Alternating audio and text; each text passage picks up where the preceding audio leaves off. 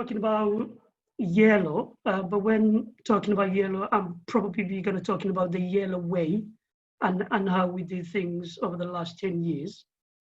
Within that, Ibrahim sort of touched on the power of nurturing youngsters, and within that Yeelo way, I don't know, how many of you sort of understand the meaning of Yeelo and what it actually means? It's a Somali word that means own it.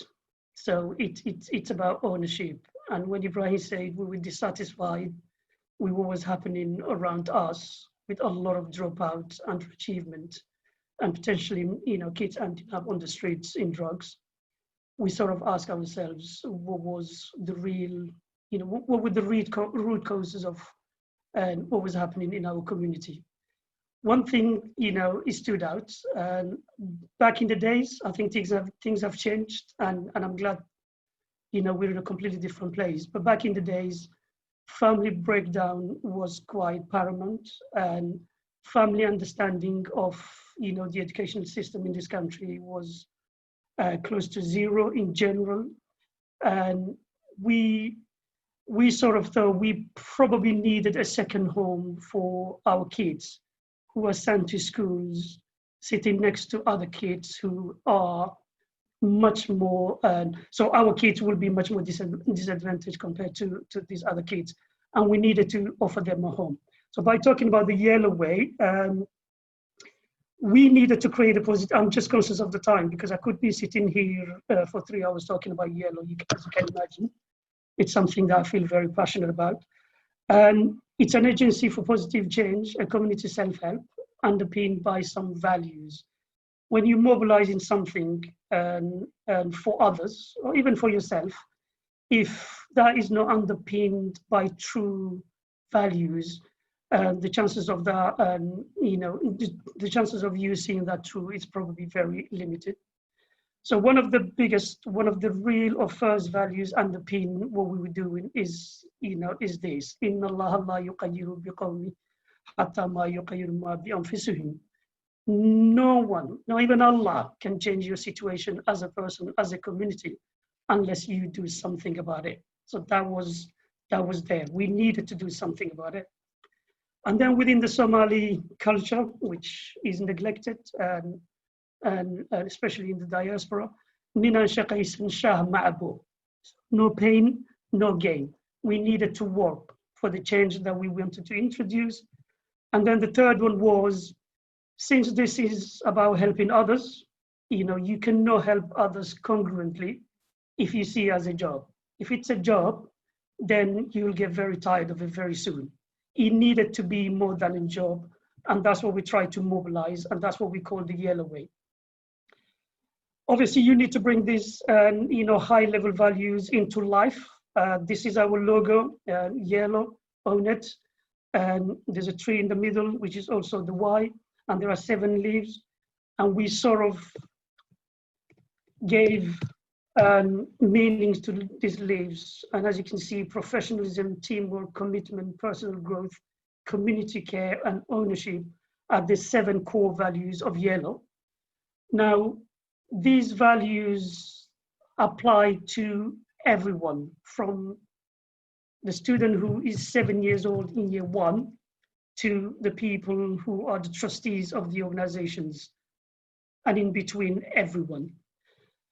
And as you can imagine, and Ibrahim touched on it early on, and if you as a person develop these skills, and some of these are the soft skills Ibrahim was mentioned early on, and you have a chance of achieving something in life, not just within Yeelo, but you can take those things, into your life.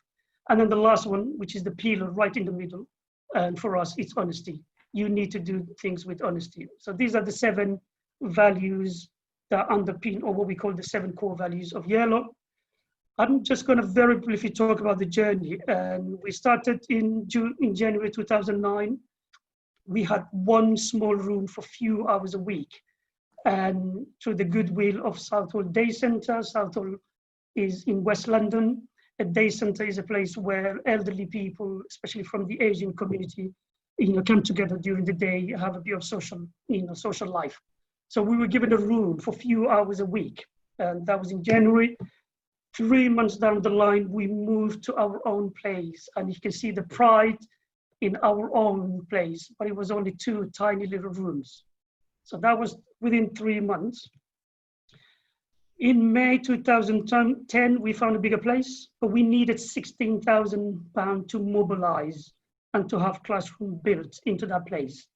We only had £2,000 that we saved in those 5-6 months. Allah sent us 2 people. They will kill me if I mention their name, SP and MR. They're not even Somalis, and one of them is not even Muslims. They've donated, or they lent, £10,000 and £4,000 each to add to the £2,000 that we have, so that the landlord can start building the classrooms for us. Now, I highlighted in red, and it came from the sky. It really came from Allah, because I don't think we were expected that to just come out like that. Now, the person who provided the 10K was a colleague of mine, because just about 6-7 months before that, I started working for the NHS, or was then the Primary Care Trust in Ealing. And we became good friends. She sort of seen a stress level on my face in the morning when I'm coming to work, had a conversation, told her the stories, and she forced the 10K onto me. When I mentioned that to Ibrahim, who, by the way, is a Yeelo family member, because in Yeelo we have a saying, once you enter through the door to do anything, or to even say hello, you become a family member. And I'm also glad to say that we've got Huda Khalif, who is also a family member at Yeelo. We'll be talking later on. So when I mentioned Ibrahim, this 10K to Ibrahim, I will never forget what Ibrahim said to me. I probably got that job in the NHS so that this 10K will land in, within the community. So came from Allah. So September 2010, we started with a bigger place, much more fit for purpose. It was the 2nd floor of a 2-story building. March 2014, we grew in size and in many ways, and we took over the 1st floor.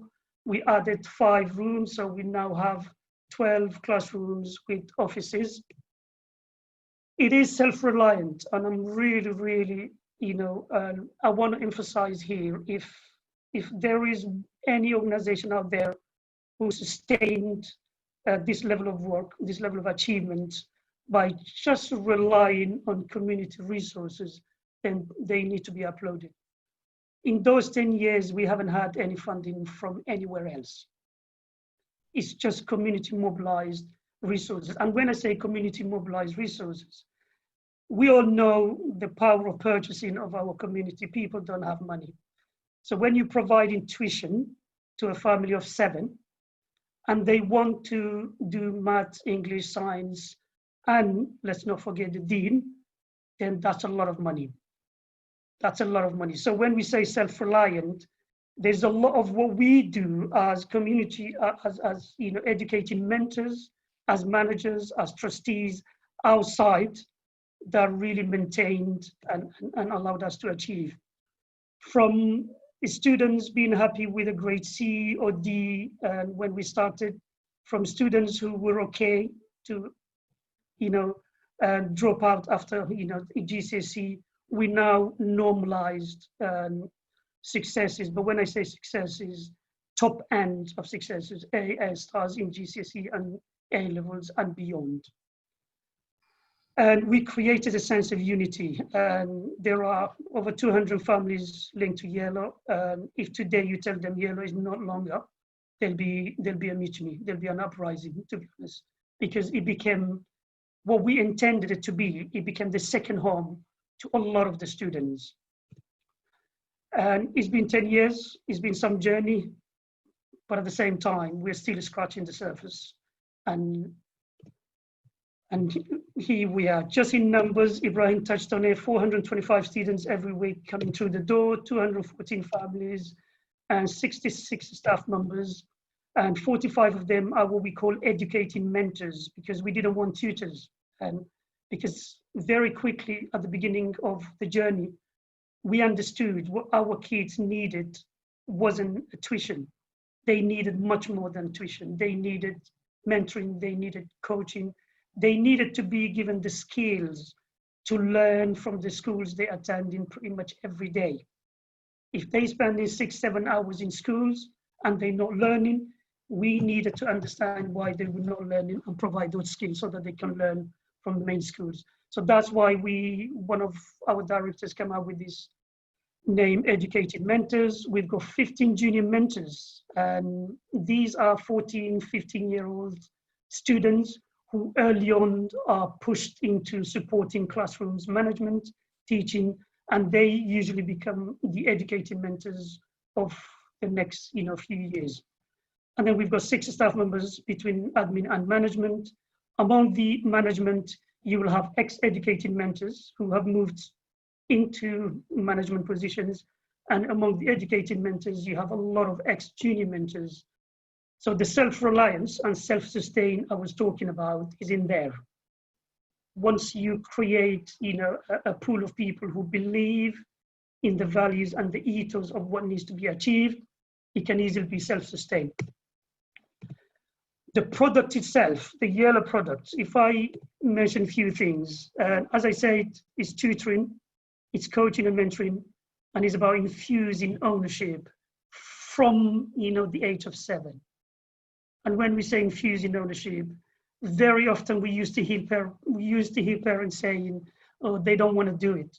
But the question is why they don't want to do it. And I think we need to make them do it, but we need to show them. And I think a lot of you guys have been successful students, and you know what it's like to succeed in educations. If you are not doing it, by yourself, you don't have the means to do it by yourself, it's just going to be very difficult to do it. And the whole idea is to create a responsible human being who owns it. Now, the power of purchasing, I mentioned our community is not loaded, so it must be affordable. And our prices, or the prices we charge people, range from £1.25 an hour. Yes, I said it, £1.25 an hour, and the highest is £6.50. So we needed to think about a business model that will generate enough income to take the organization along, but offer the best product to the community, if that makes sense. And that was the biggest challenge. And that could never happen, or should have never happened, or would have never happened without an amazing positive human energy from the people who joined the organization along the way. And it is a journey, so it's ageless. We started with primary kids, high school kids, but we're now talking about exactly what you guys are doing right now. University students, undergrad who will soon be graduating, and they need to be ready for life. So what you are doing is something we are just about beginning to think about as well. So somewhere along the line, we need to join the dots and link up with you guys. So I'm going to close this with my last slides. Beyond academia, I've been, as well as doing this piece of work for the community and being a family man, I also work full-time for the NHS as a primary care transformation lead now. And I've sat in interview rooms where a lot of students will walk through the door and thinking, because they graduated from XYZ universities, and they probably don't have to make much more effort. And unfortunately, your degree or whatever university you graduated from will probably allow you to come through the door. And that's all it's going to do. Beyond that, life experience and skills is something that you would need to demonstrate in the interview room or conversation with whoever you're meeting. And within that, you're dealing with all sorts of things. You don't know who is interviewing you. You don't know the culture of the organization that you're applying for. Institutional racism is there. Just name it. You battling a lot of things that you cannot see necessarily. So life experience and skills. And for me, one of the biggest skills that I've picked up over the years, personally as well as imparted onto others, is problem solving. Because within problem solving, you've got emotional intelligence, you've got communication skills, when to say, what to say, and where to say, and logical thinking. You know, just because someone says something to you the wrong way doesn't mean the world is going to end. You need to think through, you know, some of the problems. So problem solving is a skills that I really value. And the last one, but not the least important, your personality. And Ibrahim's made a list that can easily fall under this category: team player, flexible, and, you know, work ethic, and name it. So beyond academia, what is going to make you a success? You know, as a Muslim person, you will get what Allah has got in store for you, that's for sure. But you will never get anything if you don't work for it. So academic achievement, life experience and skills, and then your personality.